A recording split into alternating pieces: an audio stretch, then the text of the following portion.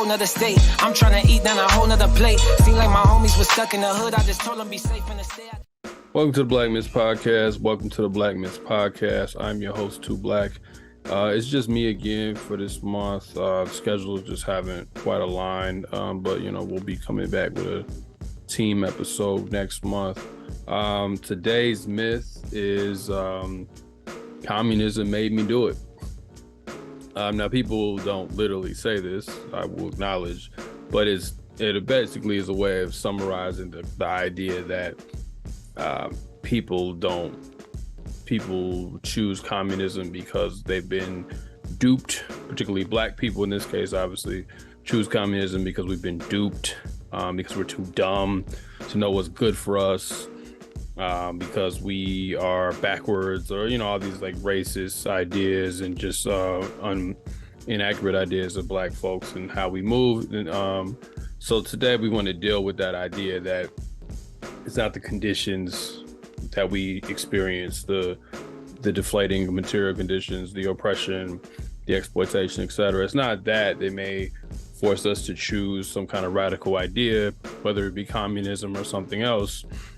It's communism being this subversive, almost possessive concept that makes you lose your mind, that makes you a communist. And we look historically, there's a lot of precedents for this, and you see it veiled today, even if it's not specifically the word communism. It's anything that's woke or to the left, is deemed as caught up in a purist politic. It can't just be that the things they choose to practice and believe in make sense. It can't just be that Black people who choose radical beliefs arrive at that position legitimately. It has to be some kind of the Russians or Moscow or someone, the liberal media, some kind of thing is pushing us there. We don't just do it because it makes sense. So radicalism is blamed for radicalism, effectively. So the reason we're doing this myth isn't just to expose, the hypocrisy of the United States, although that's always fun, but really because at the heart of it, it's that, Black people pursue, ideas to transform their own conditions. And this has often been, communism specifically, but radical ideas even more broadly are things that are by attributing those things to other sources, it makes it seem like it's irrational for Black people to arrive at these positions, for Black people to be communists, for Black people to be socialists, for Black people to be on the left, very hardcore, and for these ideas to be taken seriously, right? Not seen as just fringe or out of line or just crazy, right? But to be taken seriously. When you create these kind of associations that communism it's like Black people can't be communists, it's the Russians that make us communists, or it's listening to all those white socialists, it's somehow not indigenous to us. When we look at the history, it very much is. So if you want to get a more broad history of communism, or I should say more so just understanding the Marxist concept of it, we do have an episode, the myth that Marxism was Eurocentric, and in part one, we went through the different terms, explaining differences between communism and socialism, how socialism within the Marxist conception is a transition to communism. And we break down ultimately, socialism and communism both speak to the people, that a public socialized ownership of the means of production. But socialism is a situation in which you would still have a class society to some form, even if you subvert the ruling class and you're transitioning to handing over the means of production to the workers, to the people. And then by the time you get to communism, you've eliminated those class distinctions and arrived at a society in which a stateless society, really, in which human beings are able to control all of their things, and they may have things to govern themselves, but there's no state that stands over them, that rules them. There's no ruling class, et cetera, et cetera. Just to give people a quick breakdown on what that is. But today we're not necessarily going to be getting into that. We're more so dealing with anti-communism and the history of that. Now, anti-communism, again, attributes any Black people who associate themselves, or even when we don't associate ourselves with these things, they're foreign and un-American, et cetera, et cetera. So that's what we're getting at today, and looking at the history of repression and communism in relation to Black people here in America, specific to America. And we're going to use the book. For those who are listening, I'm holding up a book, Black Scare, Red Scare, Theorizing Capitalist Racism in the United States, by our comrade who's been on the show many times, and I also used to produce for one of her shows, Last Dope Intellectual, Charisse Burden-Stelly. So those of you who have been supporters and fans of the show know her quite well. She's been on here multiple times. But for those who don't know, I do still want to read a bio, because you never know who's coming in. She's a critical Black studies scholar, political theory, political economy, and intellectual history. Her research pursues two complementary lines of inquiry. The first interrogates the transnational entanglements of U.S. capitalist racism, anti-communism, and anti-Black oppression. Her second area of focus examines 20th century Black anti-capitalist intellectual thought, theory, and praxis. She is a co-author with Dr. Gerald Horne of Du Bois, W.B. Du Bois, A Life in American History. Last year, she was the editor or co-editor with Dr. Jody Dean of the book Organize, Fight, Win, Black Communist Women's Writings. We actually had her on last year to discuss this book. And then our first single title book is, again, Black Scare, Red Scare. So I'm going to use her book and her theory that she developed to understand Black people and Black radical or anti-Black, or to understand radical Blackness, or as she calls it, or Black people's association with communism and other radical theories that get baited similar to communism, even if they're not actually similar in theory or even in practice. That's how I started kicking. Okay. So today we're going to use her book, Black Scare, Red Scare, to demonstrate this history of Black people being red baited. But Dr. CBS has a more sophisticated theory that helps us understand why the drive against Blackness and the drive against communism and other related radical theories, why there's a relationship between those two antagonisms between within the U.S., as she calls it, capitalist racist society. So to come back to the myth that communism made me do it, she lays down the groundwork to demonstrate how repressive and anti-communist and anti-radical the United States has been, and we talk about the crosshairs that Black people find themselves in, due to this repression, due to this attack. And when we picked up theories to try to liberate ourselves, particularly communism, we were targeted for that, right? And it was always said that we were under the influence of some other source that wasn't our own. So that's where we get communism again made me do it. So we're gonna get into that history. This episode more so lays the groundwork of her theory, and then deals with some of that repression and the logic behind the anti-communism of the United States. And then part two, which if you are a patron, you can hear part two the moment part one drops. You can hear both of them on Patreon right now. But if you are just a regular listener, which is completely fine, obviously these drop a week apart. This is actually dropping a little earlier though, because this is the day that the book is being published, November 14th. So we wanted to correspond with that. So we wanted to coincide with that. So anyway, again, if you want to listen to part two will be dealing with contemporary Red Scare, Black Scare, talking about critical race theory, talking about, the African People's Socialist Party just being indicted by the United States for being a foreign agent, talking about the various ways that these things, this idea of communism being the boogeyman blamer for everything, like that, we'll continue that in the present. I thought that conversation went just as well as part one. So anyway, done talking, talked too long. So I hope y'all enjoy.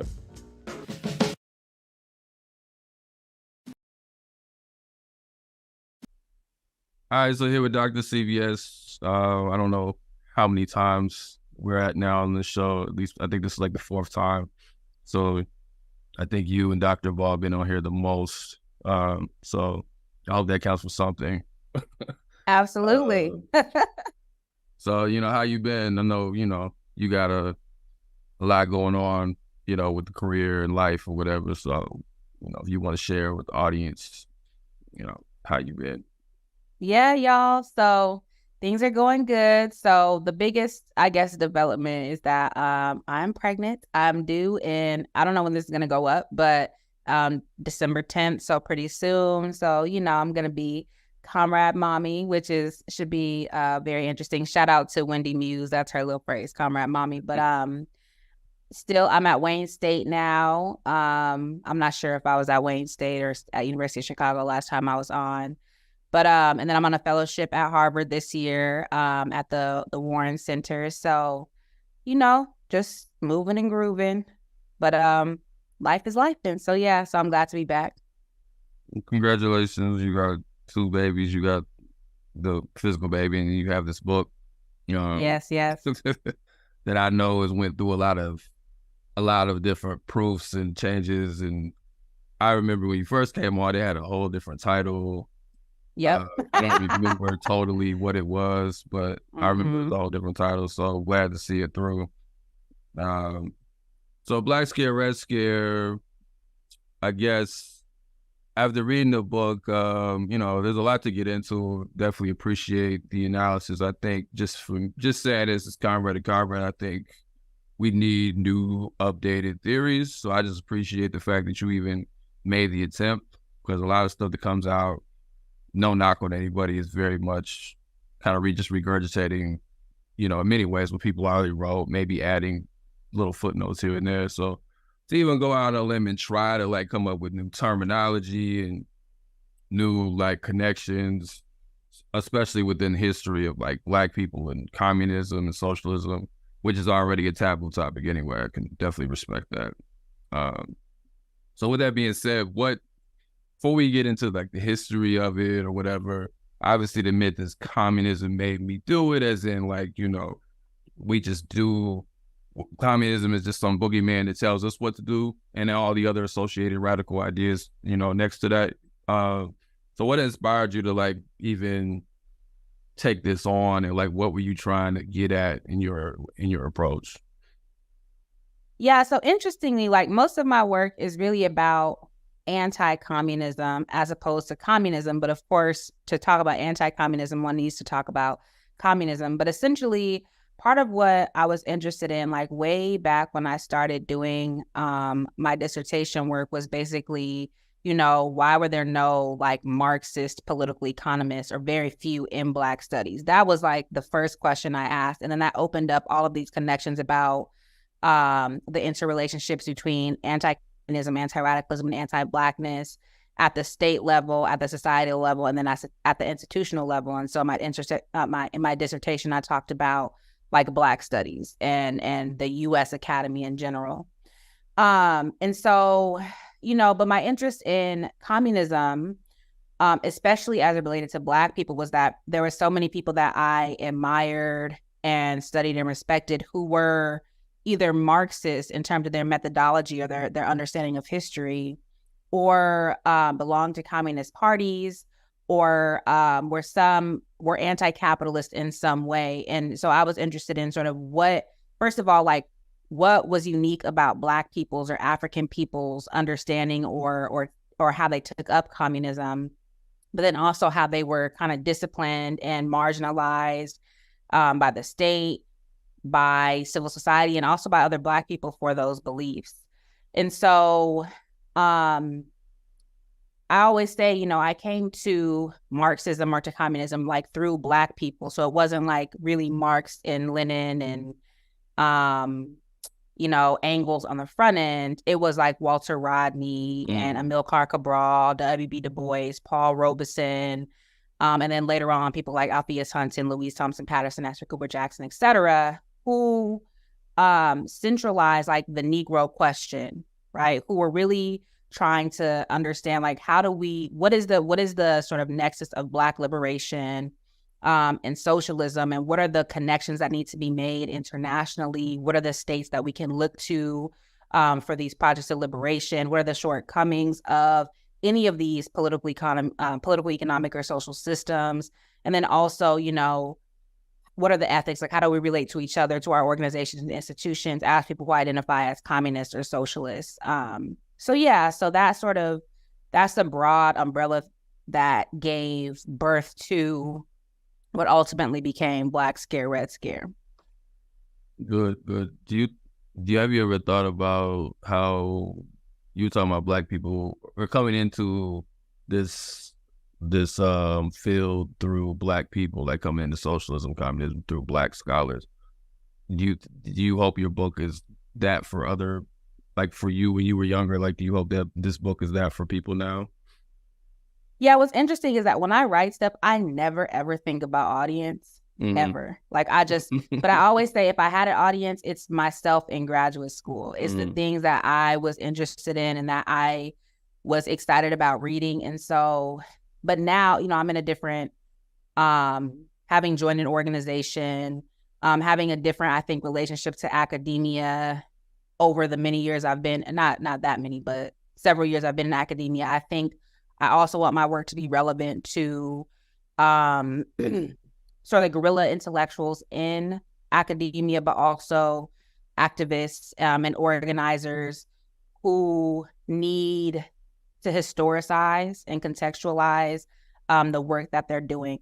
I can't say, because of the way that I write and the language that I use, I can't say necessarily that it's like I always have like lay people in mind, because I am an academic after all. But I do think the work is accessible. But it's just that trying to marry like the political education with the mobilization and activism and organizing, and like thinking about what are the texts that will be relevant to that work. Right. And you said, last question kind of on just the introduction of things, you were studying anti-communism versus studying communism. And I think that is a good important point to make, even for people that get the book, that they're more so going to get a history, and correct me if I'm wrong, of anti-communism, as well as other just anti-blackness, etc. So if you're looking for the history of Black people in communism, like your other book, the one you published last year, is probably better for Organized Fight Win. It's probably better if they want to understand what people did in communism. Would that be fair to say? Yeah, I think that's fair, because you see, it's funny, right? Because you have posed a question about like, what is communism? What is socialism? What is anarchism? And I have like, it's kind of like when you know a word, but you can't necessarily, you know the word in context, you can't necessarily describe what it means per se. It's like, I know what communism is as a sort of political economy and a mode of social organizing. I know its relationship to socialism. Admittedly, I know much less about anarchism. Don't drag me on Twitter. But but the thing about anti-communism is that those distinctions don't actually really matter when it comes to state policy and practice. It doesn't really matter what, if you were really a communist, if you were communist adjacent, or if you could just be accused as such, right? And so anti-communism is just really a broad network of associations that have something to do with the Bolshevik Revolution, that has something to do with the competition of the capitalist world and the socialist world. But it also is just a set of disciplinary techniques and discourses that are really quite sloppy, right? They're really quite blurry when it comes to anti-capitalism broadly speaking. And so, yeah, so it's more about like how has that played out and how has that been detrimental to Black people over time, rather than like really digging into like socialist or communist states like Cuba or Vietnam or USSR. It's not that type of book. Right. And it's like you said, the targeting that the state does, they're not necessarily concerned with whether you're a Marxist-Leninist or a Marxist-Maoist, or whatever other tendency that, you know, people may fit in. That at the end, I think that's interesting. That's good for people to know who are organizing, because we often tend to argue about those things on our side. But the state's not like, we're only going to go for the Leninists, and we're not going to go for the Maoists, or we're going to go for the anarchists, but we're not going to go for the, social democrats, or with whatever, you know, these things often. I will say, so it's funny, right? Because so when the Smith Act was passed in 1940, the first sort of victims of the Smith Act were the Socialist Party. Mm-hmm. But very soon after that, it was really the CPUSA that was a target of like all this whole bevy of anti-communist legislation that I talk about in the book. And so there is some distinction. There is over time some like more accommodation of socialists or social democrats as opposed to communists.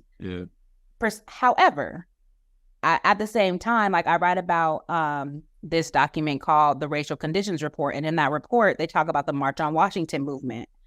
A. Philip Randolph, by the 1940s, is a staunch anti-communist. And even before that, he's a socialist, but he's a staunch anti-communist. Mm.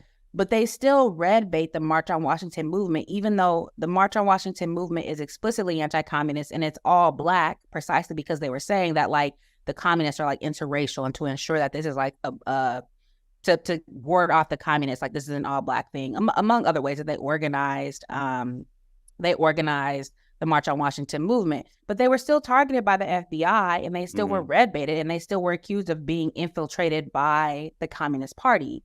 So there is, on the one hand, there is some accommodations. There's some accommodations for certain anti-capitalists over others, but ultimately the state is not does not love these people, right? The state is sort of mercurial in how it targets all these people. But I will say that the communists, the CPUSA in particular, have been like the primary target since 1917. Right, and it does appear that there is some people pledge a certain loyalty. It won't save them, but in like the broad scheme of things, but it might allow them a pass in a given moment, you know, here and there, in comparison to, like you said, CPUSA or anyone that was more directly associated with Moscow, compared to somebody that could distance themselves. But as we'll get into, even people like Garvey still got caught up in this, even though he didn't even fuck with communism like that, you know. So exactly.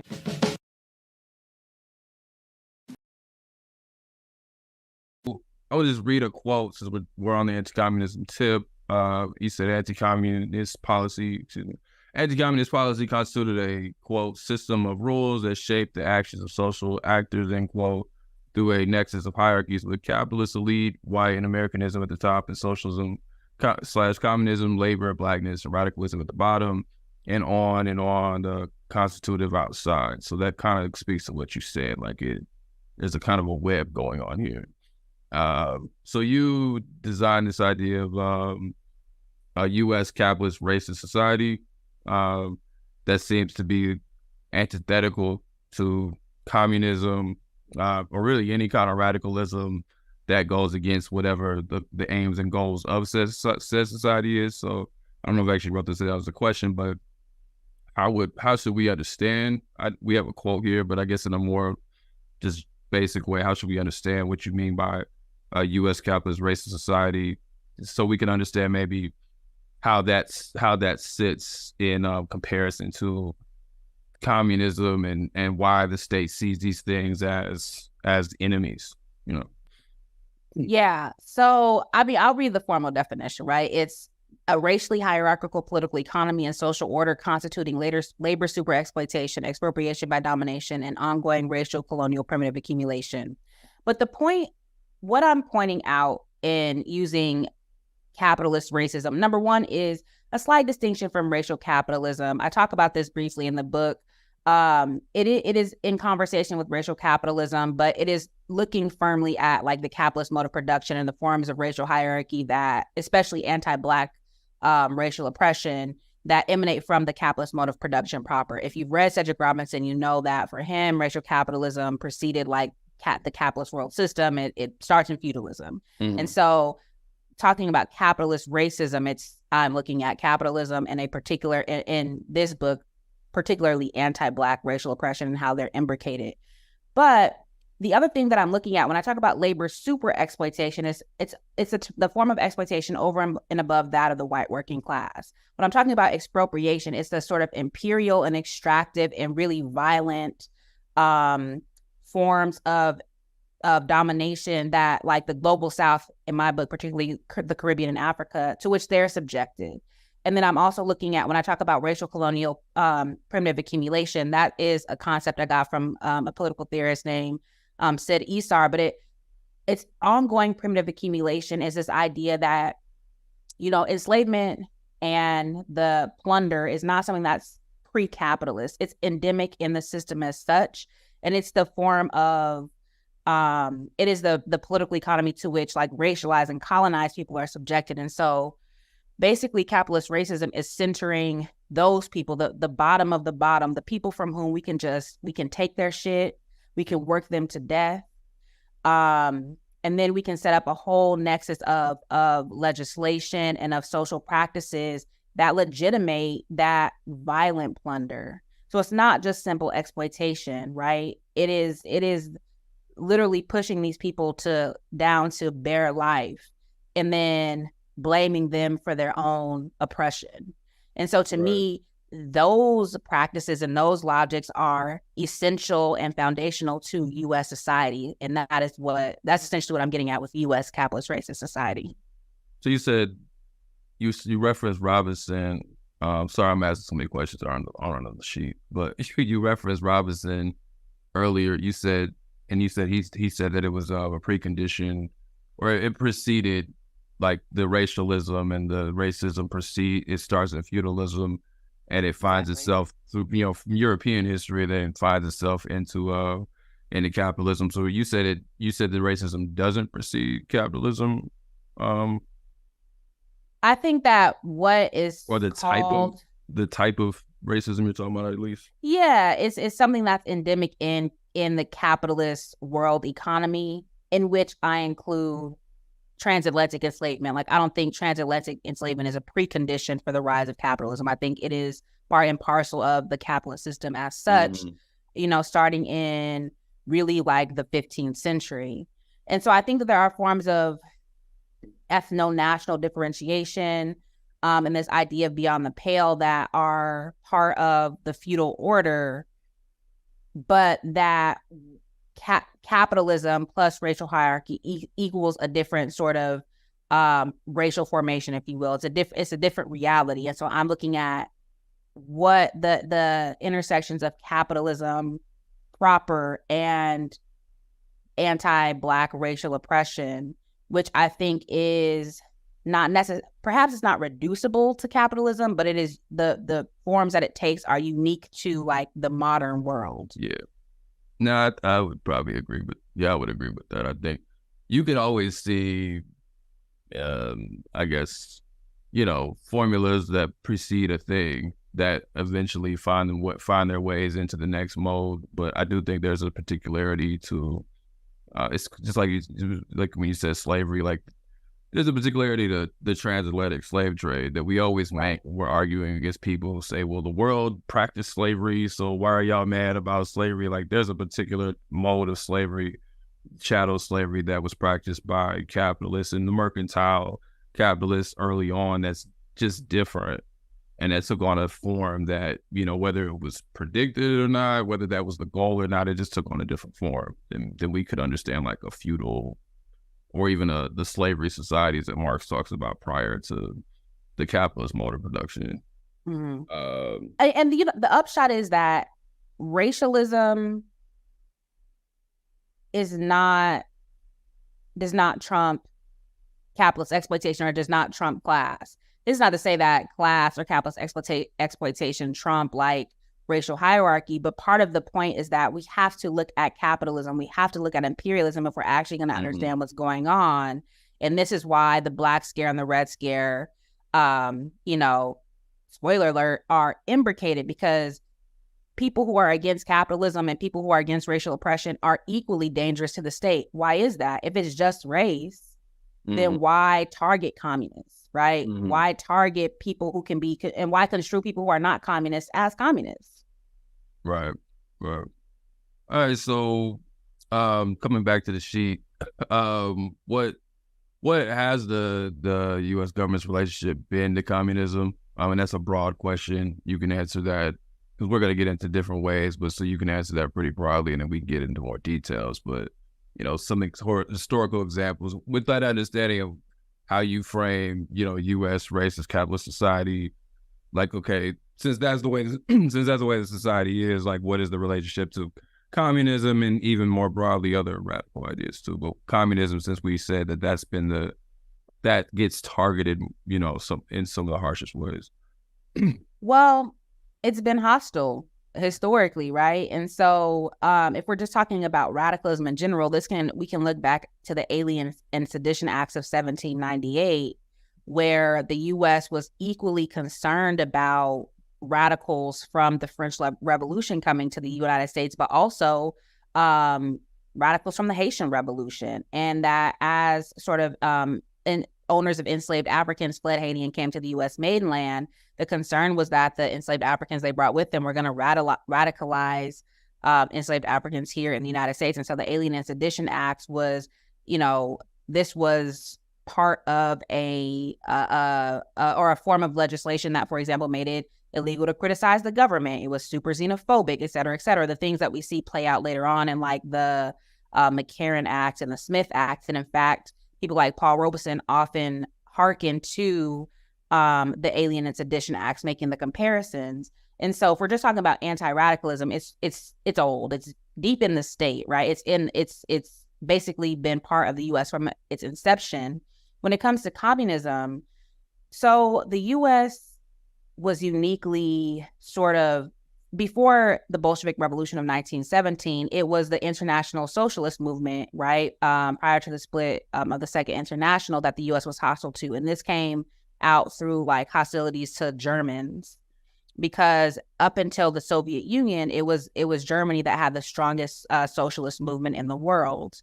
And so the other thing about the socialists in the United States was that they tended to be more interracial, right? They tended to live or be more willing to live with Black people, to have Black people in their organizations, et cetera.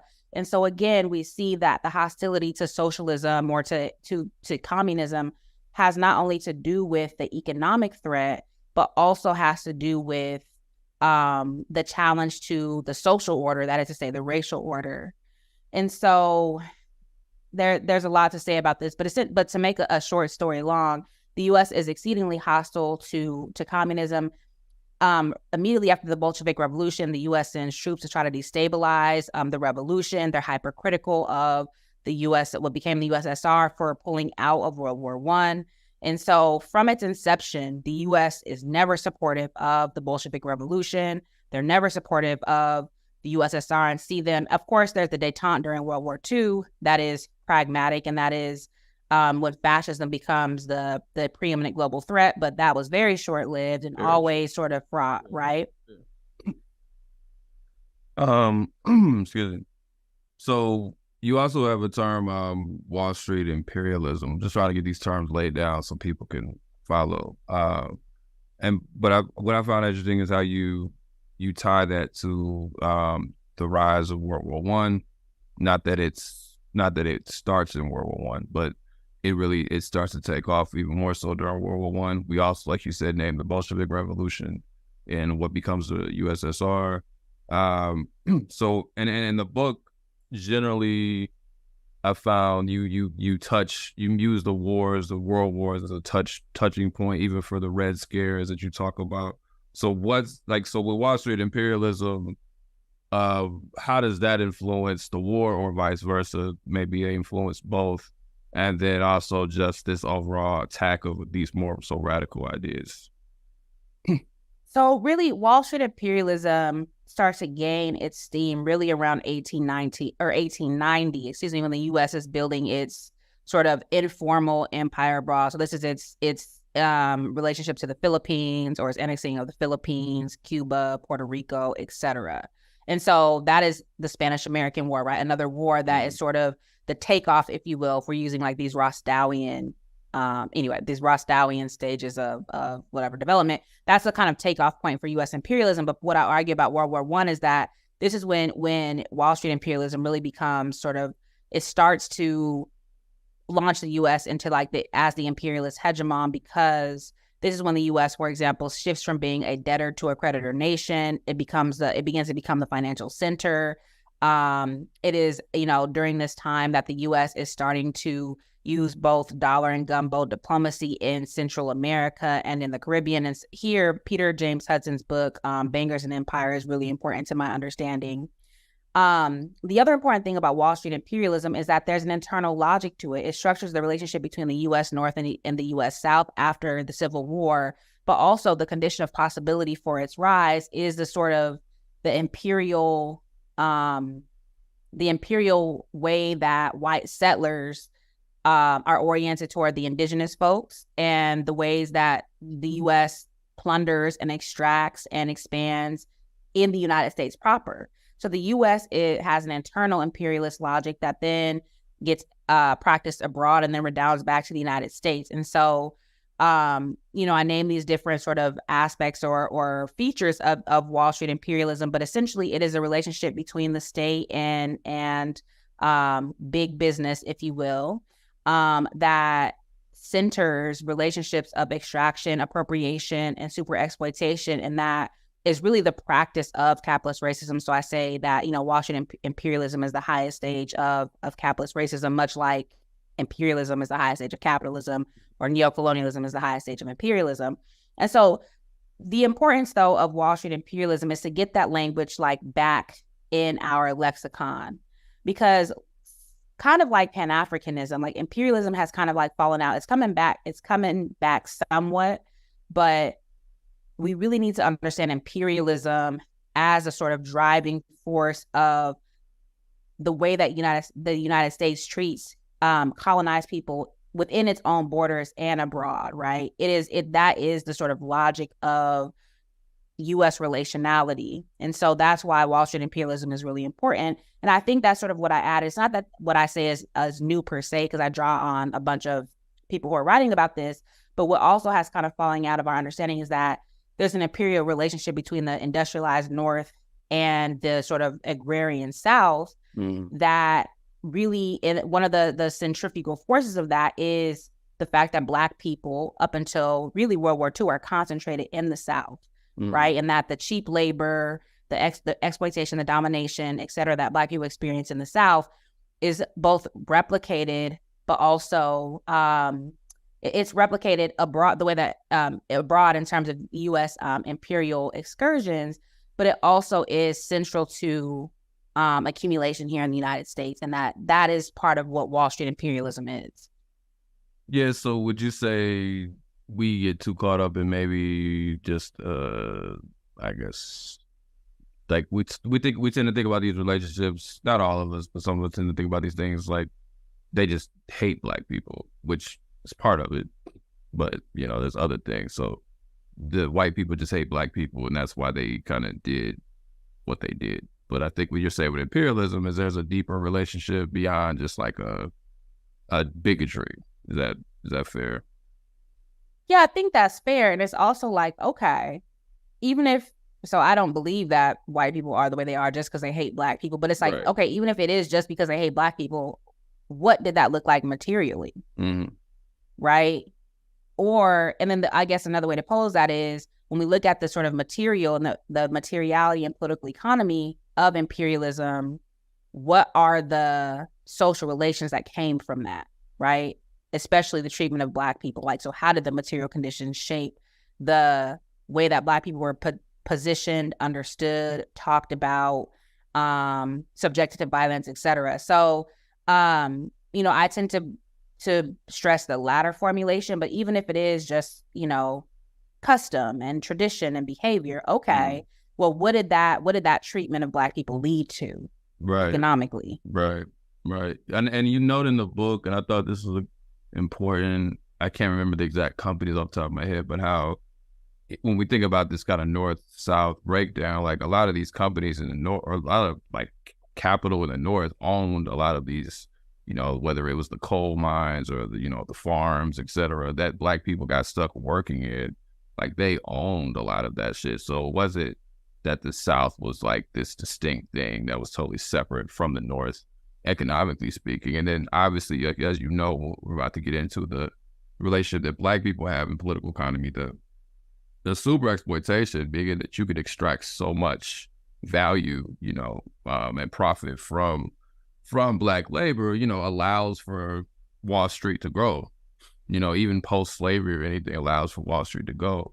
And then thinking about imperialism, that money that's super exploited and extracted from Black people in the South is then invested across the world, you know, into colonial situations, into wherever, you know, just to continue the process, right? So, like you said, so even if it's about hate, which I don't think that it's reducible to that either, but even if it's about that, if we only are thinking about hate, we don't see that process at all. Like we just see kind of a more of an interpersonal thing, you know, where somebody gets lynched or somebody gets beat up, and that stuff is important because that's part of how you devalue people, is doing those things. But that's not like the only way of understanding it. Is just, oh, I don't like Black people.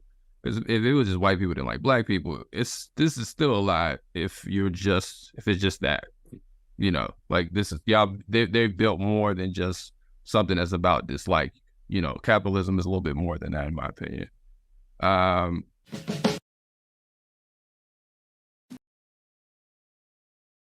So speaking of that, like this, you talk about the structural location of Blackness. I think this kind of veers in perfectly. I want to read the quote.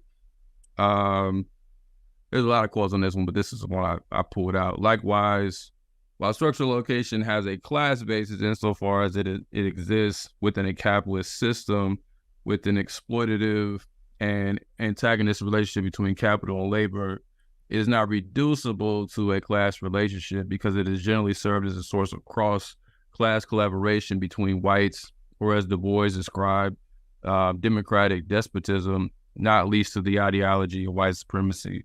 So even before I ask the question, could you just kind of break that quote down? There's a lot there as far as how we even understand where Black people are situated in society.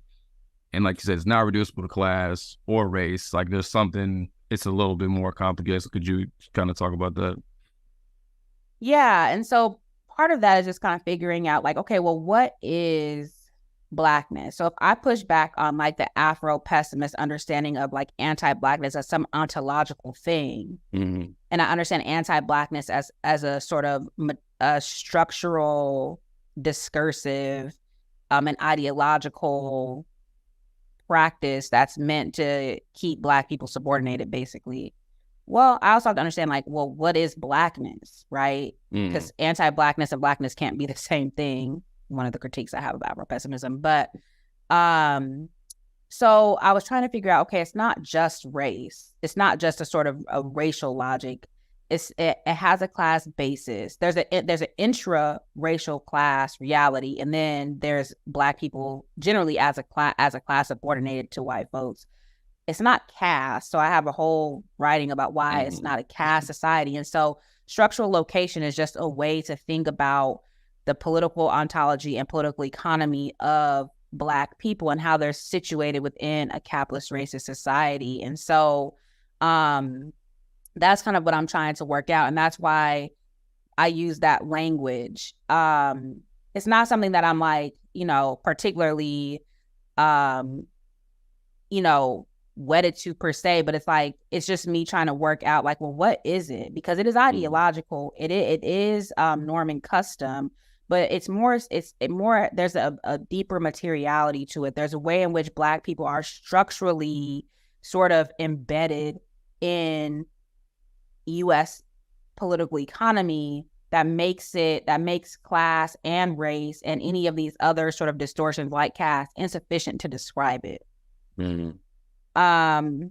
And so that's kind of what, and then when I talk about why class isn't necessarily sufficient is because Blackness has often served as a source of cross-class collaboration. It's actually been able to sort of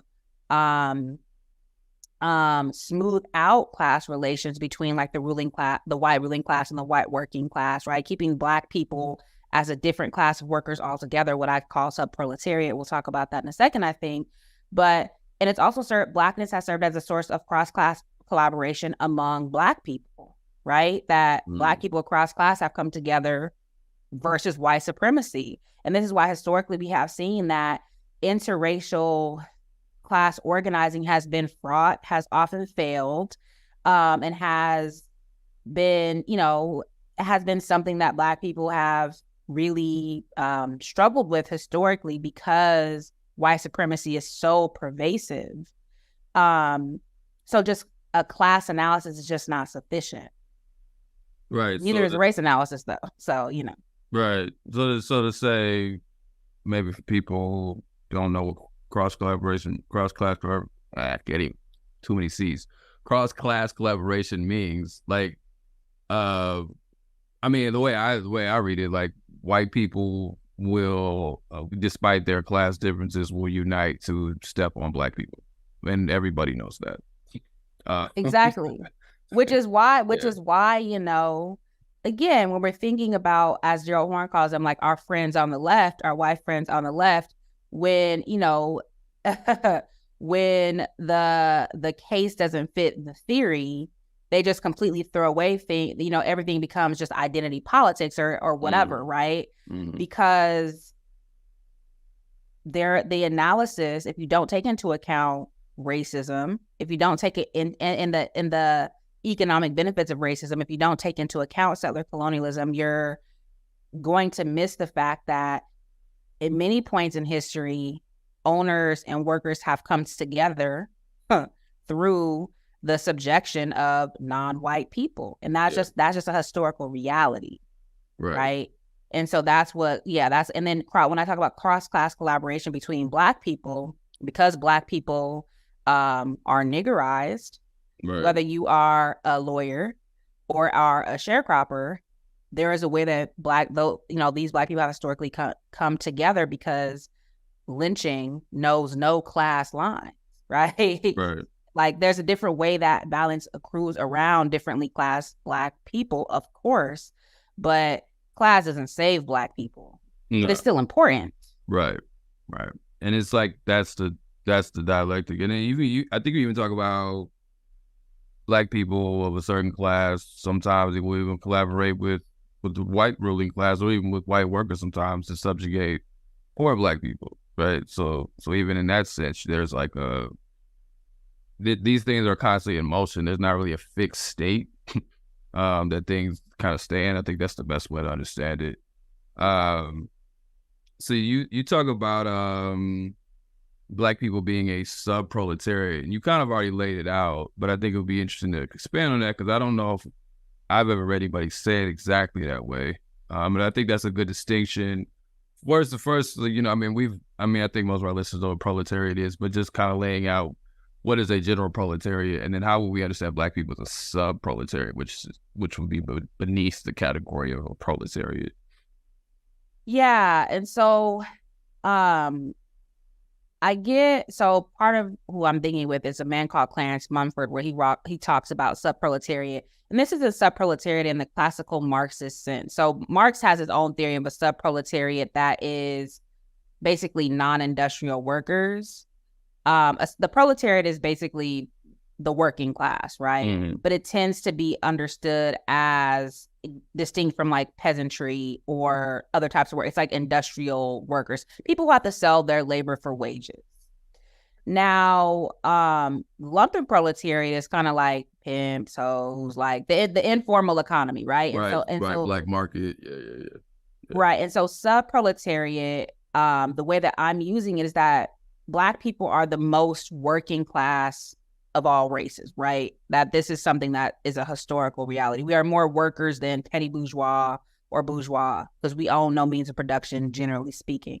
Right. But the way that Black people are positioned vis-a-vis the white working class, and this is where something like super exploitation comes in, is that it's not just about selling your labor for wages. Sometimes you're getting no wages at all. That's not slavery, right? Mm-hmm. But sometimes you're like, so if you look at Black domestic workers, for example, it's like sometimes they're trying to pay you in food and clothes and, you know, and scraps and all this kind of other shit. And so it's just it's proletariat in terms of that if you do not work, you will die, right? But it is not the same class of labor as white workers because you have the worst jobs. You're completely locked out of certain industry.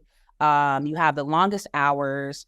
You get paid less, which means that your material conditions are worse off. And then the fact that you subsist on less wages and worse conditions legitimates the fact that you have worse conditions. So it's like you can pay Black people less because they're used to living less, right? That this is cycles. It's constitutive of their reality. It's not something that's happenstance. So there might be some white people that they might have really terrible conditions. They happen to have really terrible conditions, but generally speaking, you know, white workers are better positioned than Black people, especially in the time period that I'm looking at, which is between World War I and the Cold War. But for Black people, this is constitutive of their reality. They're considered to be like the servants of others. Like this is where the idea of like nigger jobs comes from, right? Basically the foreclosure of Black women from most industry except domestic service or service work. It is constitutive of the material reality.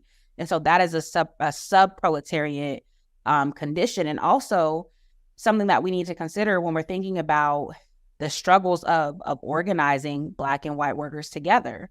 If we don't start with the sub-proletariat, right, all of those conditions that accrue around Black workers, if we only start with the conditions of white workers, it is obvious why white work benefits would accrue to that class of workers because, relatively speaking, they're more privileged, right? Right. And so that is sort of part of what I'm trying to get at with Blacks as sub-proletariat, that it's the type of work that they do, it's the conditions of labor, and it's also like the forms of violence to which they're subjected by virtue of that labor. And also how that subordinated position is like legitimated. Right. No, that's all good. I think I think there's a tendency sometimes, and we're talking primarily about the U.S. context, but there's a tendency to just the working class becomes this kind of like catch-all phrase, or the proletariat, or whatever. But I think if you're not like digging into what the actual details of that means, then you do create, and we see it all the time, this kind of white male hard hat in a factory worker with dirt on their face from 1935 or something. Like that becomes a kind of image of a worker, and then anyone else doesn't really quite fit that. So we don't think about, like you said, domestic labor, or immigrants or anything like that, particularly immigrants from the global South, those things, as well as Black folks who have lived here since slavery. It just doesn't quite shape up. But when you look at the reality of what Black people go through, like you said, the lynchings and the substandard wages that are already bad even for white folks get worse for us. And you talk about in the book about how Black workers were used as strike breakers, even though that's, as you also talk about, that's heavily overblown. But all of these things just don't quite make a very clean sense of what a worker is. But if you think about it like that, then you don't get that sense of it. That if it's just this white guy in a hard hat in a factory somewhere. Exactly. And then it also goes to show why when certain labor legislation is pushed for, it doesn't apply to Black people, or you know what I mean? If you are locked out of industry by and large, or the type of industry in which you work is just overlooked by the majority of white workers, then the things that you need, right, in a union, for example, first of all, you're left out of unions by and large, but things that you need in a union, the things that you need to be a whole person are completely left out of the organizing, right? And they're considered to be contentious or not essential, right? Which is why it's important to understand, like, almost understand Black people as a different class of workers to get at what those issues are. Man, yeah. So continuing with something we talked about when you were on here last time with the organized fight win, and this goes to the workers' question. We talked about the difference, or you talked about the difference between I don't know, it's triple depression. I didn't even realize. I know what you meant. Yeah, that's funny. I've probably had that before, but anyway, I'll start off. That's funny. I didn't see that. But when you were here last time, we talked about before organized fight when we were, that book was specific to Black communists and socialist women and their organizing. But you talked about the distinction or the difference between intersectionality and triple oppression. So that's funny. I didn't see that. But when you were here last time, we talked about before thinking about we're talking about the subproletarian nature and also the time period you talk about that most of this book covers. So where do Black women locate within that structure? We're talking about the structural location of Blackness and things of that nature. Yeah, so Black women are positioned uniquely because, again, as I said before, their primary mode of work is domestic service. And domestic service is the most, working in private white people's homes is the most unprotected form of labor. It is highly transient. It's highly contingent. There's no rules governing it. It's highly exploitative. So if you get paid terrible wages, but sometimes you don't get paid at all. And it has to do with the type of work that Black women are forced to do because they're women, but also because they're Black. But then also the indignity that comes with that type of work, the lack of respect. So Zora Neale Hurston talks about Black women as the mule of the world, but Claudia Jones talks about just the disrespect. You got kids, the way that children speak to you, the way that you're subjected to sexual overtures or sexual harassment or sexual assault by the husbands of these white housewives that employ Black women. And again, this is constitutive of their reality. It's not happenstance because this is the type of work that Black women are able to get. And if you're constantly in servile positions, whether it's in private domestic service or as a laundress, right, or working in these other service sectors, you're seen as only as a servant of others, right? That becomes your naturalized position. And so it's a triple oppression that has to do with the nature of the work as being a Black woman worker. But then it's also all of the social relations that emanate from that reality. And then, the relative late entrance of Black women into other forms of industry or other forms of work means that they're paid the lowest wages, right? They tend to work the jobs that nobody else wants to work. And because of late entrance, they don't have seniority. So all of these things accrue over time. So the locking of Black women into domestic labor up through really the 1960s continues to impact how Black women are seen.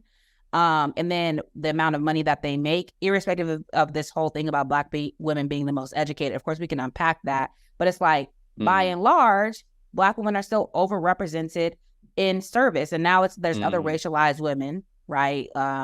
Immigrant women and, Filipino women and women from Central America, et cetera. But still, by and large, Black women are overrepresented in service positions, even if it's professional service, right? Which is why often they become the mammies of empire. But I digress. No, that's an interesting thread, though, because I know even today, when in professional labor, you find a lot of Black women in the nonprofit world.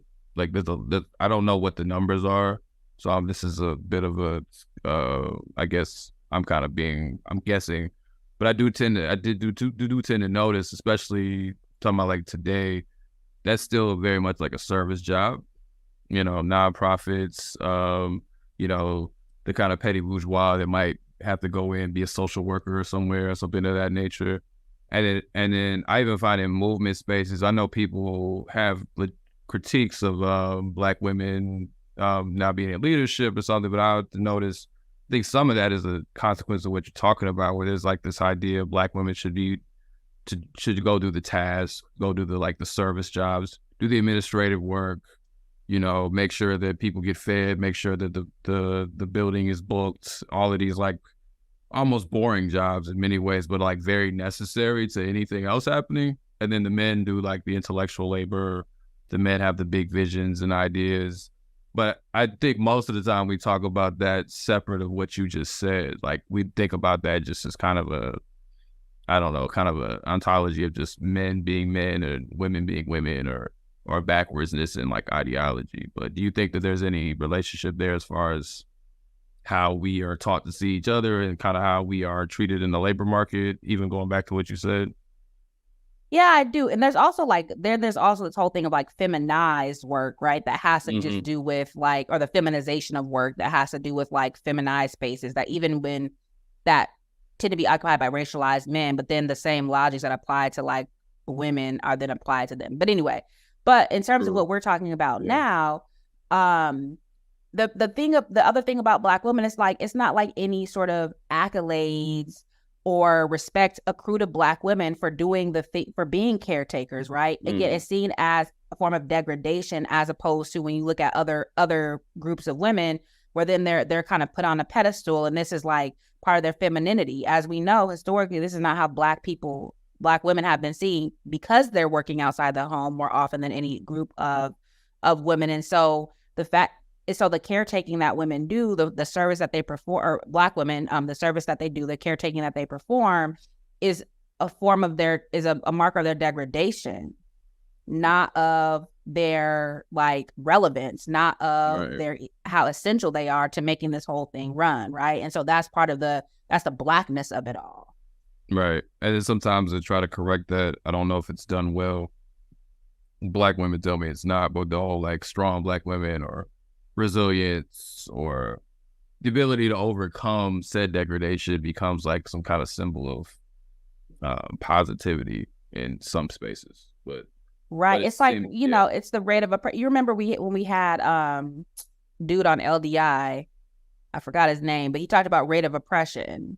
It's it's so the strongness, he wrote the book on apartheid studies, but basically is the Black women's strength and resilience and et cetera accelerates the rate of oppression.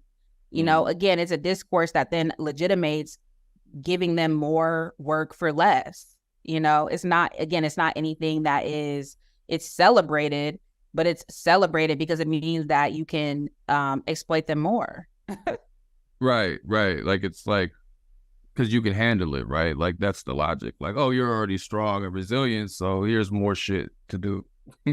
Exactly. It just kind of keeps going. But no, I wrote that out because I thought that thinking about Black women also just throws off this kind of idea of a worker too, specifically, and to your point about subproletarian, thinking about the complications that Black women, definitely in that period and even today, had to experience in labor. And we often don't really talk about Black women in labor, beyond maybe just the suffering of it, but the positionality is not necessarily something we tend to think about.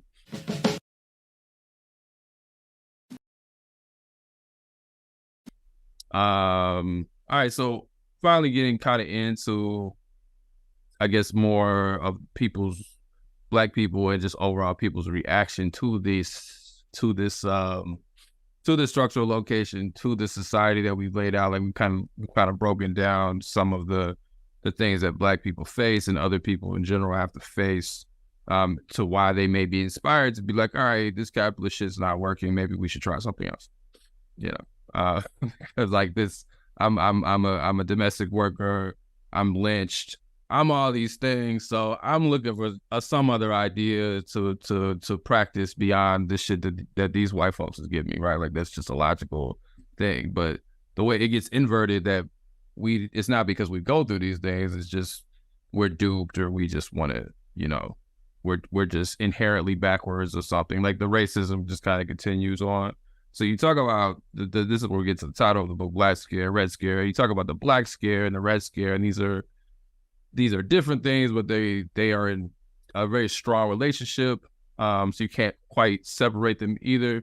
So there's a quote here. The Black Scare is the historically and contextually situated debasement, distortion, criminalization, subjection of Blackness rooted in fear-mongering about Black social equality, political domination, economic parity on one hand, and the displacement, devalorization, and devaluation of whiteness on the other hand. So how should we understand Black Scare? Like, what are you getting at with that quote, and just generally how you theorize about it? Yeah, so the Black Scare is basically anytime you want to render something unvaluable or discredited, you talk about it in proximity to Blackness, right? And so, and this could be something like, if we give Black people equality, your white daughter is going to be, get ran through by these Black men, right? There's that. This political ideology is attractive to Black people, therefore it's illegitimate, right? Or, this form, Black people engage in this cultural practice or this form of speech or, have this particular belief system, therefore it is savagely barbaric, backward. It's anything, like, it's when you append Blackness to a thing, it necessarily like devalues it, right? It makes it scary. It makes it illegitimate. Like, it makes it something that you want to avoid. If Black people move into your neighborhood, your property value goes down. That's a Black scare. And so then even if you don't hate Black people, you avoid them because it's like, I don't want my property value to go down. You steal their culture. That is, that could be appropriated and whitewashed, but then you leave the people in a subordinated position. And so the Black Scare essentially is a way to keep Black people in a subordinated and subjected and like maligned position, even as they're just participating in ordinary aspects of life. Because it's Black, it becomes bad, right? So for example, part of how the Black Scare operates in relationship to the Red Scare, which we'll talk about in a minute, is like, so there's all of these committees that start to form in like the 19-teens throughout the 1920s, 30s, 40s, etc. And one of the questions that's often asked to see if a white person is a communist is whether they've had Black people in their home and whether they believe in racial equality.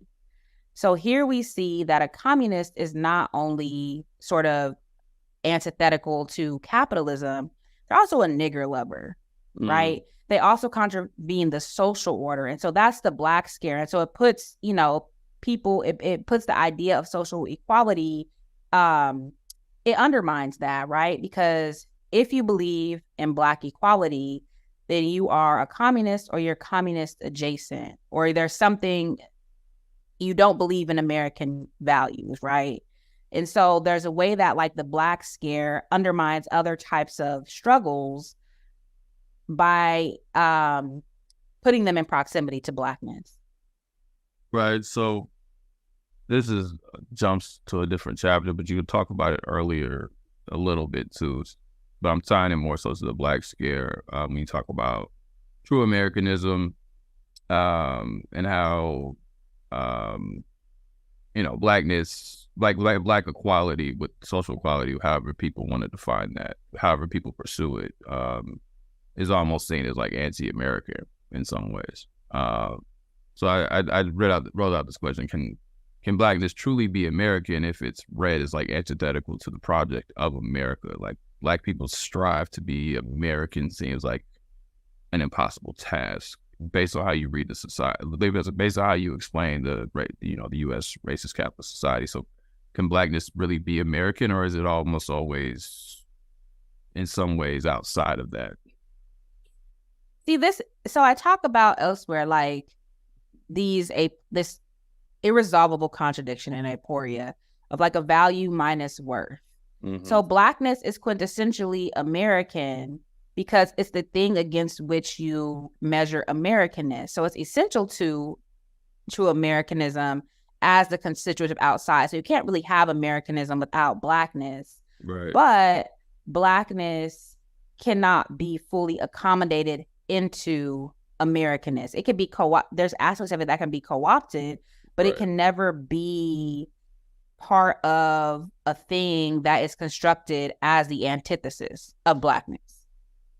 Right. So it's essential to it, but it is essential as sort of the negation. Yeah. So is it more of an essential, almost antagonism? It's an essential, yes. So you could put it like that. It's an essential antagonism, which is why you can never get rid of Black people, right? Which is why genocide is not extermination, you know, which is why, like, you can brutalize Black people and do all these things to Black people and keep them subordinated, et cetera, but you cannot truly get rid of them. Number one, because you need the cheap labor, and you need all of the sort of material functions that Black people serve, but also ideologically, it is essential to how the United States understands and narrates itself as antithesis. So, you know, all you have left is domination and subordination. No, that's I think that settles it. It's interesting. You know, I don't think you're saying exactly the same thing as Derek Bell and Faces at the Bottom of the Well, the kind of like permanence of racism. But there's an interesting, I don't think those are the same things, but I think there's an interesting conversation between those two theories. Interestingly, right? Critical race theory or Derek Bell's work is the sort of existential iteration of what Afro-pessimists call ontological. It is more of an existential and a political reality. That's why it has more material basis. But I'm very much in, what he's saying in Faces in the Bottom of the Well is because part of what he's critiquing is U.S. jurisprudence, right? And part of what I'm saying about anti-communism as legitimating art, anti-communism as a mode of governance, and how the Black Scare is inscribed in that is that U.S. jurisprudence can't accommodate Black people as equal or as human, but Black people are always there to be managed and to be ordered because they're essential to this whole thing. It's what it means to have a slave society. Yeah. I think Derek Bell differentiates from the Afro-pessimists. I think their argument, I could be wrong, and I'm willing to accept correction. But I think their argument is more anti-Blackness is foundational to the world. Derek Bell, I think, primarily is arguing about American society, the way it's constructed. But what do they actually mean by the world? I'm not an Afro-pessimist, but I'm saying for the sake of distinction, I think they're more so like anti-Blackness is a world project and that everybody follows. I don't think Derek Bell was ever saying that. I think he was saying within America, the permanence of racism, and obviously Black people, being central to racism, there's a permanence to it within the American society. I don't even read that necessarily as pessimism, honestly, because it's because of racial realism. Yeah. So that's just the way the society is built. And I think people struggle with it because they want to think that they could be overcome through some kind of liberal progress narratives or whatever. And I just don't think that holds up. So onto the Red Scare. Again, I'm gonna read a quote. The Red Scare is operationalized as the criminalization and condemnation of anti-capitalist ideas, politics, and or practices through discourses of radical takeover, infiltration, disruption of the American way of life to maintain society dominated by capitalist elite and organized along race and class lines. So Red Scares, we hear more, if those of us who are around this kind of topic hear more about the Red Scares.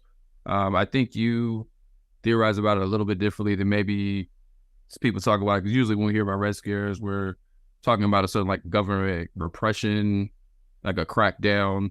I think you're theorizing it a little bit more deeply. That's part of it, though. So what are Red Scares? I guess the quote lays out some of it, and how many have there been? Because again, there's this idea that there's, we'll get to McCarthyism or whatever, but this like era of like this Red Scare, this communist conspiracy and all of that. So part of why I talk about Black Scare, Red Scare, longue durée is that, not that there's some undifferentiated, like unbroken thing, but that really the Red Scares are ongoing.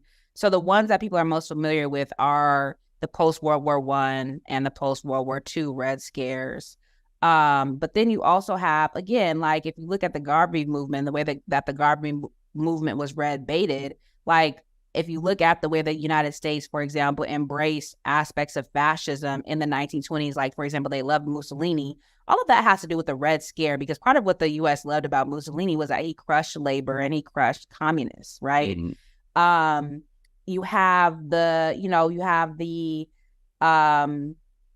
Overman Committee in I want to say the 1919, you have the Lust Committee in 1920, you have the Fish Committee, you have the Dyes Committee.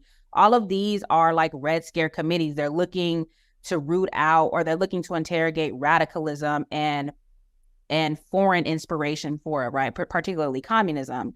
You have something called the McCormick-Dickinstein Committee that has to do with, there was a plot to overthrow Franklin Roosevelt. All right. There were some army generals who were fascists who wanted to overthrow Franklin Roosevelt. And so the McCormick-Dickinstein Committee was organized. But what came out of that committee was like, yeah, that plot was real. It was thwarted, right? Because somebody snitched. But most of the conclusions that came out of that committee moved away from focusing on fascism and Nazism to communism, right? To focusing on the threat of that communism was the overwhelming threat, irrespective of the fact that it was, you have this whole phrase about effort to overthrow the government by force or violence. It is the fascists who tried to overthrow the government. We might make a same type of argument about January 6th, right? It is the white supremacists who are constantly doing this shit, the KKK, these neo-Nazi and fascist organizations, but communism again and again becomes the target. It keeps getting constructed as the preeminent threat. And so that is a Red Scare like ethos. It's a Red Scare reality. The other thing to consider is that there's like there's the federally sort of driven Red Scares, and then there's the sort of state level Red Scares that happen because at different times the federal government lacks authority, and the states can sort of through Red Squads and through their own sort of anti-syndicalism or anti-sedition or anti-subversion legislation can play out these Red Scares. And so the point is that they're really ongoing. But there are inflection points. So there's an inflection point in 1919. There's an inflection point in 1939 and 1940 after the so-called Stalin-Hitler Pact, right? That's when we see the acts like the Hatch Act passed. That's when we see the Smith Act passed. Then there's like the era of like so-called McCarthyism, which is 1951 and 1954. But that broader sort of post-war moment, we began to, that's the other sort of Red Scare that people know. So people think about like two Red Scares. But then even after that, if you think about like COINTELPRO is really a prime example of Black Scare, Red Scare together. Because part of because there's still so much rampant discourse about like the Black Panthers and RAM, these other organizations being, in cahoots with or being influenced by like China or by the Soviet Union or by Vietnam, etc. So there's still this anti-communist logic. And if you see like the hearings that are set in like the Congress and et cetera, they're still talking about communists. If you look at the Black Studies movement, the Black student unions were infiltrated not only because of the racial work that was being done, but also because of this idea that they were being communist influenced. And so anyway, these Red Scares go like on and on and on and on. And essentially what they're meant to do is, again, just as the Black Scare is meant to illegitimize radical protests through proximity to Blackness, so too is sort of struggles for Black liberation or civil rights or even just basic equality illegitimized by putting it in proximity to communism or to some sort of foreign-inspired radicalism. Right. So, and there's this attempt to criminalize radicalism across the board, at least on the left side of things. Obviously, again, communism stands as kind of the Trojan horse for that. But like, can you talk about, I guess, again, another question right now, but like they're criminalizing, especially with your book notes about it's criminalizing often just the idea, not even like the action. So like you named how there was an actual plot to overthrow Roosevelt, which most of us have no history or know about that. But communists are accused of doing the same thing, for writing a letter, for publishing an article, for, donating money. So I guess, could you just talk about like how just the criminalization of the idea? I have a quote somewhere. It's on a different page here. Hold up. You said, importantly, anti-communism also erased any substantive distinction between acts, intentions, and ideas when the charge was disloyalty, subversion, and sedition. So could you just expand on that?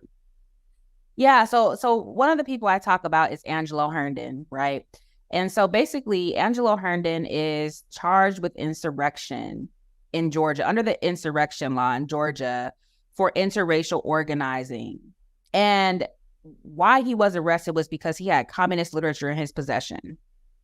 And most of what they used as evidence against him throughout the trial was writings by Lenin, writings by Marx, pamphlets that came from the unemployment councils. And so it's ideas, it's thoughts. And so, of course, and this is kind of why during the Smith Act trials that started in 1948 and went throughout the 1950s, where over 150 communist leaders were tried and ultimately found guilty, they call them like they talk about the thought control Smith Act, because it really is just about ideas, like what people are thinking, not that they uncovered any plot, not that they, that these communists are like mailing bombs and shit, which was actually happening with the anarchists and, prior to the first Red Scare. But like, they're not engaging in any, or they didn't discover any sort of material plots that were being enacted. Rather, it was ideas, it was speeches, it was writings, as you're saying, that to even have that, all of that represented disloyalty, all of that represented subversion of the U.S. government, because the U.S. ideology, so liberalism, liberal democracy, and capitalism are the way the United States narrates itself. And so if you have ideas, if you have, beliefs that are antithetical to that, then you are necessarily antithetical to the United States. And what that has meant in real time is that, well, that means freedom of speech doesn't apply to you. That means freedom of speech, freedom of assembly, freedom of association, freedom of the press. Those things don't apply to you because you are, because your very existence, if you think, therefore you are, and your thoughts are subversive, then your very existence is subversive to the U.S. social, economic, and political order. And that's just the logic. And people went to jail for this, right? So. Yeah. I think that part stands out because, I mean, we're going to get to some of the more current stuff later, but just like how, again, you have communist literature on you. So, I mean, like, I'm just looking to my right and your books here, and then underneath it, I didn't do this on purpose, but underneath it is Capital by Marx. So imagine just like somebody came in my room and was like, you got Black Scare, Red Scare, and Capital, and I'm like in prison for that. Even if I haven't even read the book yet. I could say, like, you may not even read it yet. Like, I could just have these books. I just bought them yesterday or something, right? And I could, like, to imagine that that's a reason to be in prison, Yeah. And then to talk about other countries of being like, not having freedom of speech or, authoritarian or whatever. And that, like, that's and like you said, that's ongoing. So we tend to think about it as these crescendos of scares, but it's not like they peak and then they just drop off totally. They may not be as dramatic, but yeah, that it's just wild to think that somebody can go to prison for being pulled over and having literature in the back of their car or something. That's just right. And then if you don't go to jail, then it's like you lose your job. Mm-hmm. You're shunned by your neighbors. And even having, like, I got Paul Robeson on my shirt, having a Paul Robeson record, once he became, he drew the ire of the USA, having a Paul Robeson record, like, people cannot hire you. You cannot belong to organizations. And so even if you're not going, and so this is why I talk elsewhere about the sort of societal self-regulation and anti-communism from above and below, because it operates in this huge dragnet way, right? Where it becomes a form of social ostracism, but also like financial terrorism. Like you can't get a job.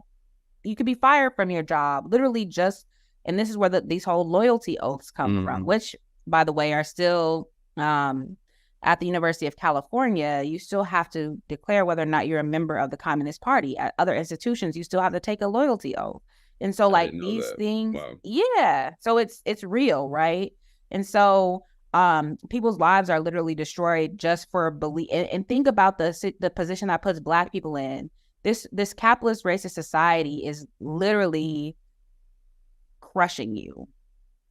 And so your only hope is to struggle for a different type of society. And so the desire to be fully human and to live a dignified life is constitutively subversive.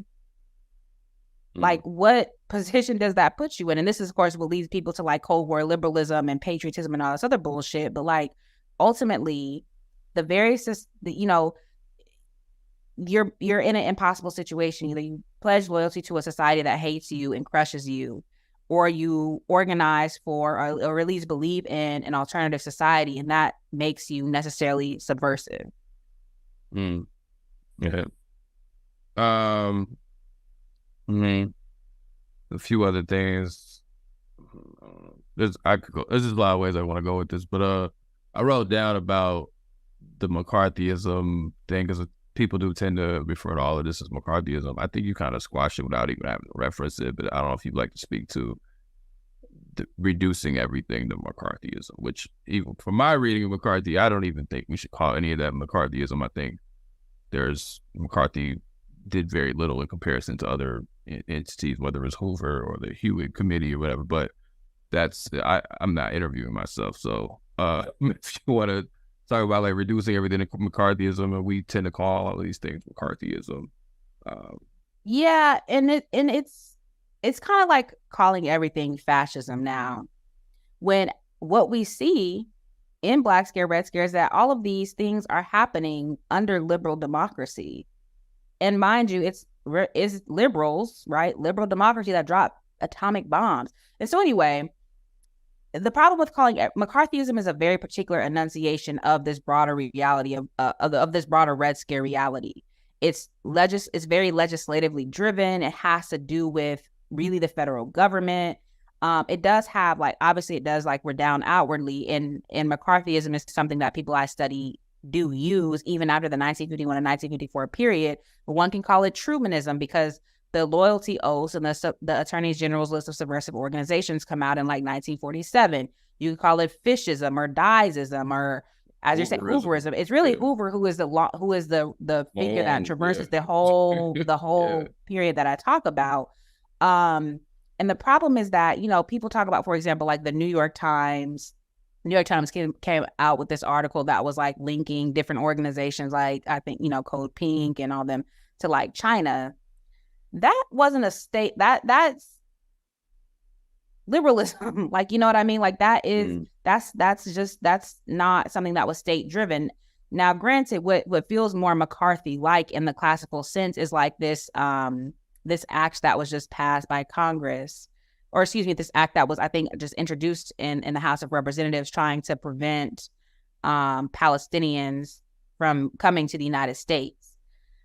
That has more direct parallels and kicking them out. So there's something called the McCarran-Walter Act. There's something called the McCarran Act. Those things are more traditionally Red Scare. Those are legislative things that are tied to political ideology. So anyway, I just think that we become, I don't like analogies too much. I don't like the cash shit. I don't like how everything becomes COINTELPRO. I don't like the McCarthyism shit. It feels lazy to me. And I think that it's meant to be a shorthand to talk about repression, but we really, especially as organizers, especially as people who are engaged in political education, we just have to be much more precise, I think, with our language. And there just might be other historical periods that really describe what's happening better than McCarthyism. Right. Yeah.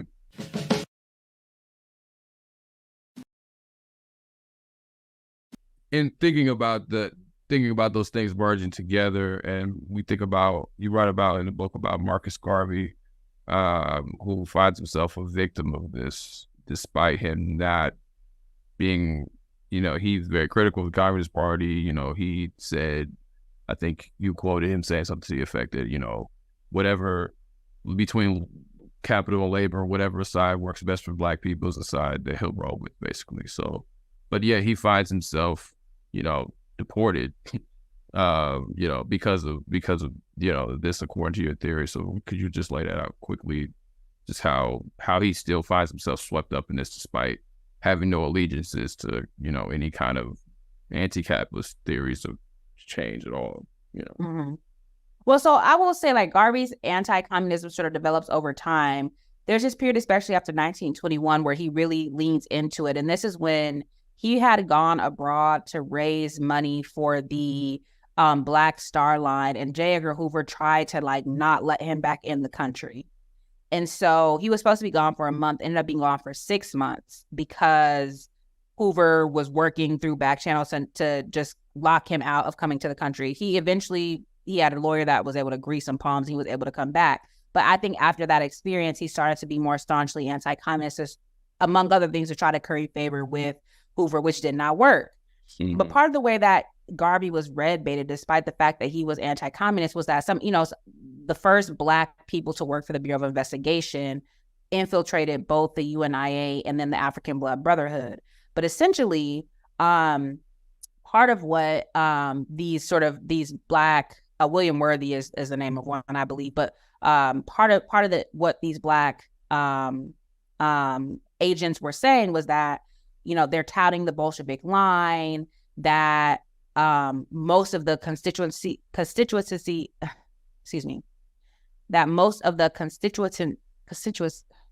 So, okay, let me say something else. C words are killing us. Right, and a choke giving us the blues. That most of the membership of the Garvey movement was West Indians who were susceptible to Bolshevism, right? That, this call for, like, self-determination was consonant with with the Communist Party line. And so basically, they're drawing connections between Garveyism and Bolshevism, despite the fact that Garvey continued, especially over time, to distance himself from the CPUSA or from the communist movement. But then they had a lot in common, the right to self-determination for colonized people and for racialized people, internationalism, anti-imperialism, so anti-Euro-American imperialism. And so there's a way that, because they believe, and that's how anti-communism works. If you believe in some of the same things, you can say, well, this is that, right? And so that's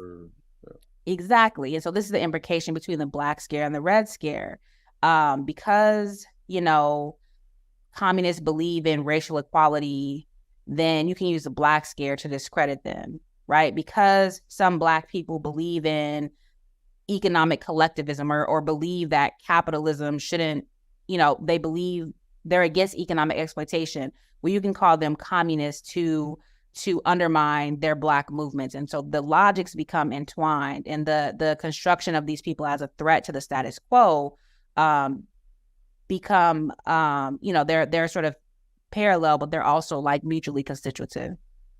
Okay, I'll get you out on this. It's probably this.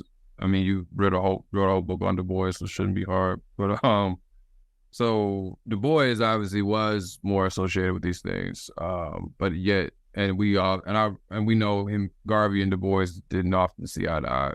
We need not get into why today. But so how was W. Du Bois and other Black socialist communist adjacent radical Blacks persecuted? What laws were used? Primarily, we just talk about Du Bois because I know time is limited here.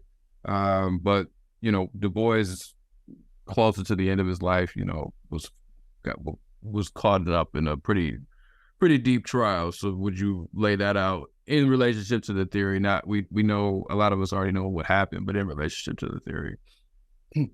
Yeah. So I mean, the thing about Du Bois, so many things happened to W. Du Bois. Like his passport got taken away when he ran for the Senate in 1950. Like, he was not able to rent out, like, halls in New York.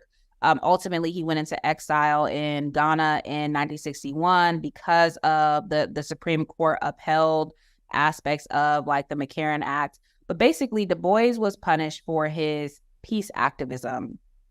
But his peace activism entailed both a critique of U.S. imperialism and global capitalism, but also of the subjection of racialized and colonized people.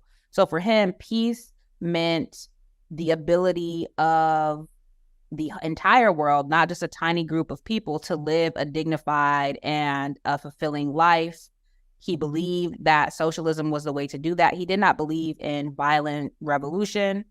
He always was an idealist in that way, but he did believe that socialism was the best way to bring about that reality. And of course, he was against racism and racial hierarchy. And so those two things came together in his peace activism. And so his peace activism was then construed as a machination of Moscow, right? As promoting, so he was indicted as a foreign agent. So under the Foreign Agents Registration Act, which ironically is what the African People's Socialist Party have been indicted under. So this idea that because peace was anti-capitalist, because peace was anti-racial hierarchy, was necessarily something that was foreign. It was something that was dangerous to the United States. And so he was indicted in 1951. He ultimately was acquitted. But we see how both the Black scare and the Red scare were used to paint him as somehow un-American, somehow his idea. And Du Bois is like he's deeply entrenched in the realities of Black people and of racialized people within the United States and how it's connected to other oppressed people throughout the world. But his ideas, because they challenged the status quo, both the racial and economic status quo, were considered to be foreign inspired, and to the benefit of an adversary of the United States, and therefore he was indicted. The man is in his 90s at this point. Where's he? No, I think he's in his 80s. He's in his late, mid to late 80s at this point. He is indicted as a foreign agent, despite having, for example, founded the NAACP. Right, which exists today, which is a sort of quintessentially American institution. So anyway, so that's just one example of how the Black scare and the Red scare came together to like discipline Du Bois. It also happened to Paul Robeson. It happened to Shirley Graham Du Bois and William Patterson and a bunch of other people. Right, and none of these people, according to the U.S. government, were thinking for themselves. Right, they were all being driven by some foreign influence, stooges for Moscow, and that there's also just a very deeply racist connotation to that Black people can never actually determine what's best for us. Somebody's like pulling our strings in the background, right? We don't actually have any kind of independent thought or so, and it particularly shows up when it's of something like communist or socialist or any kind of adjacent ideas to those things, because again, like you said, those aren't considered American things. So of course they can't just think that it sucks here. They must be directed by some, foreign, Stalin must be pulling his strings, or whomever else must be telling them what to do, because they could never just be like, man, it's just Black people we just screwed over here. Like that would never cross anybody's mind naturally, right? So Exactly.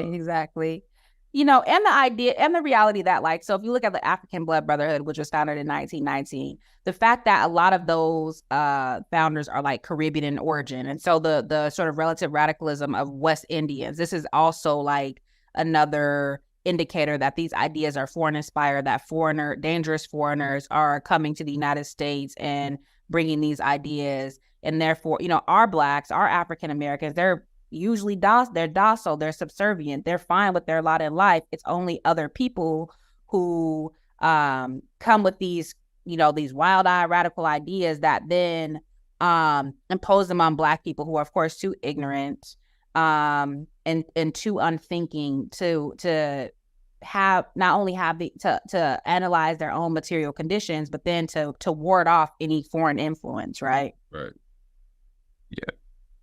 Yeah, like communism just made us do it. It possessed us. We just we're like, we don't want to be Americans or whatever. Yeah, like that's silly logic, but here we are.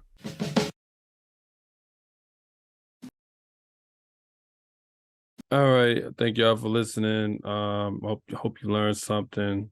Again, if you want to hear part 2 right away, please go to our Patreon, become a patron, go to Patreon.